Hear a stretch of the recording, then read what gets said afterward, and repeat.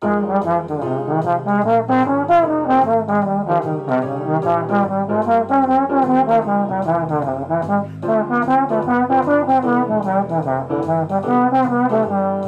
à vous, c'est Kevin et aujourd'hui je vais vous montrer comment pratiquer les bonnes gammes sur une grille d'accords donnée. L'extrait que vous venez d'entendre provient d'une méthode que j'ai écrite et qui s'appelle Parcours de gamme sur All the Things You Are. Vous pourrez retrouver plus d'informations sur cette partition sur mon site coursdetrombone.com. Je vous mets un lien en description. Alors oui, quand on cherche à improviser sur une grille de jazz, une des difficultés, c'est de savoir quelles sont les gammes à utiliser sur les bons accords. Il faut aussi trouver des idées intéressantes et faire en sorte que lorsque l'on passe d'un accord à un autre, on fasse sonner ces transitions. Donc dans cette vidéo, je vais vous montrer des extraits de ma méthode où j'ai directement mis les bonnes gammes sur les bons accords, ce qui vous fait gagner énormément de temps puisque vous n'avez pas à deviner les gammes. Et donc à partir de ça, on va pouvoir se concentrer directement sur le fait d'avoir des idées intéressantes. Donc à votre écran, vous avez un petit passage, donc c'est un 2-5-1 en Do majeur, donc avec l'enchaînement d'accords Ré mineur 7, Sol 7, Do majeur 7. Et dessus, je joue les notes suivantes.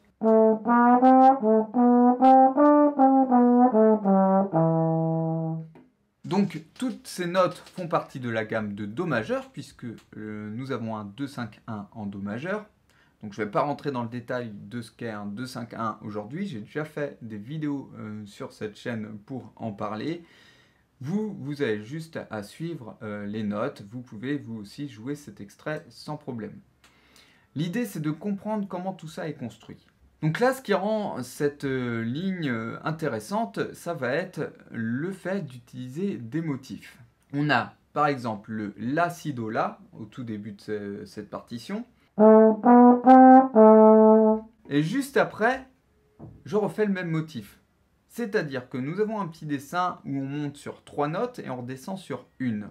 Et bien je fais la même chose juste après, à partir du Sol 7, donc le troisième temps, j'ai Si, Do, Ré, Do. On monte sur 3 notes et on redescend sur une note. Donc ce n'est pas strictement le même dessin, mais on a la même idée. Et ça crée vraiment une logique pour l'oreille de l'auditeur qui va pouvoir suivre votre discours musical dans cette improvisation écrite. Donc voilà ce que ça donne quand j'enchaîne ces deux motifs. Et puis après, je conclus la phrase avec un motif descendant.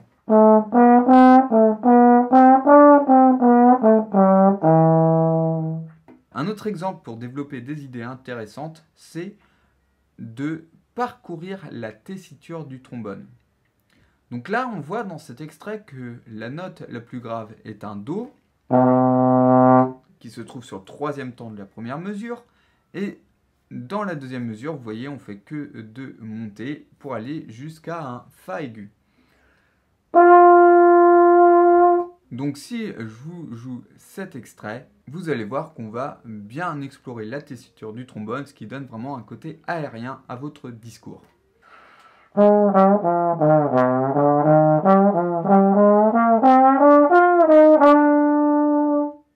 Une fois que vous avez compris ces idées de motifs et d'exploration de la tessiture, vous avez déjà de bonnes idées pour développer de bonnes phrases.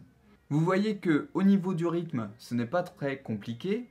Pour vous entraîner, vous faites juste des croches et vous cherchez à faire des dessins par des motifs répétés ou, encore une fois, par le fait d'explorer votre tessiture, monter, descendre sur des laps de temps plus ou moins longs. Rien que ça, vous allez déjà accrocher l'oreille de l'auditeur et c'est des choses relativement faciles à penser. La difficulté, ça va vraiment être dans le fait de savoir si vous utilisez les bonnes gammes sur les bons accords. Mais ce n'est pas tout puisqu'il y a autre chose à faire attention, c'est au moment de vos transitions, lorsque vous passez d'un accord à l'autre, il y a aussi quelques règles à suivre qui vont faire que vos improvisations sonnent bien. Donc je vous montre ici un nouvel extrait et je vous demande de prêter attention au premier et troisième temps. puisque à chaque fois, je ne vise jamais n'importe quelle note. Donc vous avez par exemple un Fa dièse demi-diminué à la première mesure, donc Fa dièse 7 bémol 5. Je fais en sorte d'avoir des notes de l'accord à chaque fois sur le premier temps ou sur le troisième temps de chaque mesure. Donc pour rappel, Fa dièse 7 bémol 5, les notes c'est Fa dièse, La, Do, Mi.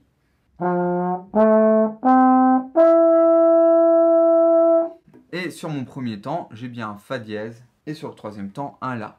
Ces notes font bien partie de l'accord de Fa dièse demi-diminué.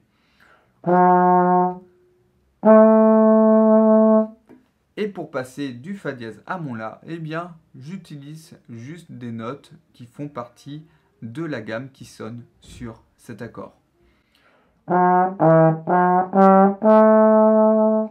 Deuxième mesure, on est sur un Si7 bémol 9, eh bien on commence sur la note Si, qui fait bien partie de l'accord de Si7 bémol 9, il n'y a pas de problème. Donc, pour information, les notes de Si7 bémol 9, c'est Si, Ré dièse, Fa dièse, La et Do.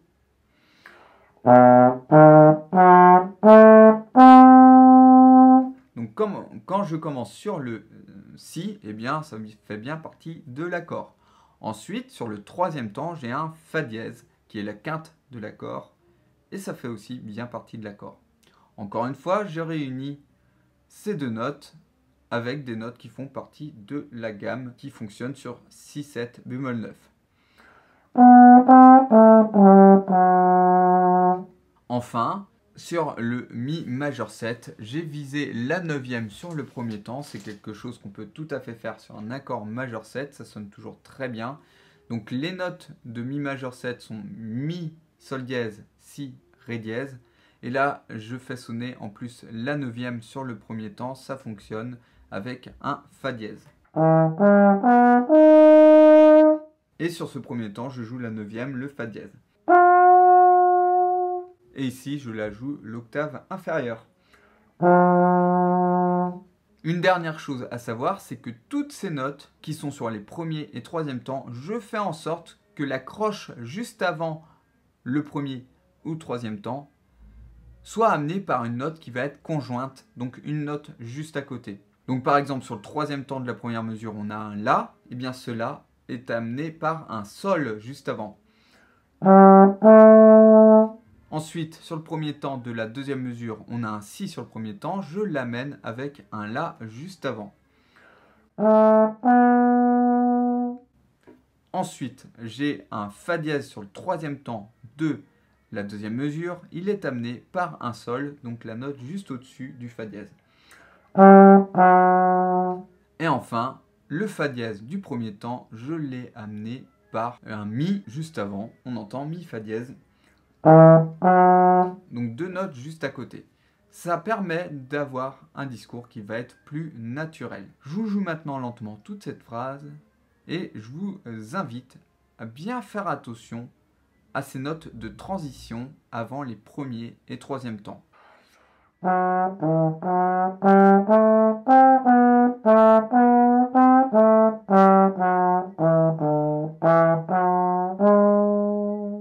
Si je le joue plus vite, dans le phrasé, vous allez voir que ça donne quelque chose de tout à fait naturel.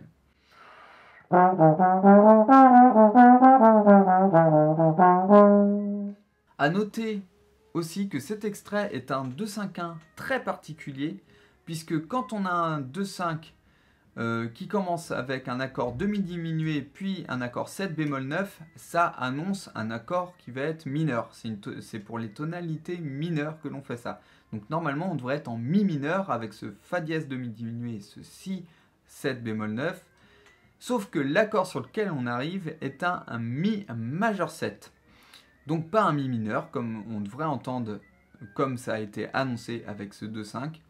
Mais on a une surprise, on arrive avec un accord majeur 7. Donc c'est assez difficile à faire sonner. Il faut savoir pour ça lesquelles gammes utiliser. Donc on commence vraiment avec des gammes qui font sonner le Mi mineur. Et au dernier moment, avec le Sol dièse qui va ressortir notamment, eh bien on fait entendre ce fameux Mi majeur. Évidemment, apprendre toute cette théorie sur les gammes, c'est très intéressant et à un moment donné, quand on veut aller plus loin dans le jazz, il faut passer par là.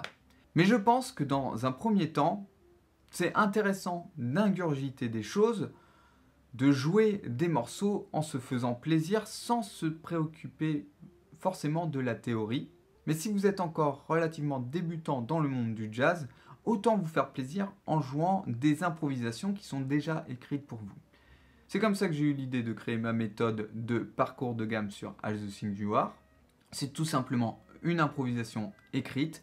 Vous venez d'entendre des extraits. Si vous voulez la jouer en entière et en apprendre plus sur cette méthode, encore une fois, je vous renvoie vers mon site. Et si vous voulez plus d'astuces offertes pour apprendre l'improvisation, je vous invite à vous inscrire au kit de démarrage du trombone jazz. Donc là, c'est une formation pour le coup qui est 100% offerte. Il vous suffit de cliquer sur le premier lien qui se trouve dans la description et vous y aurez directement accès. Merci d'avoir suivi cette vidéo. Je vous dis à bientôt dans du prochain contenu. Ciao, ciao!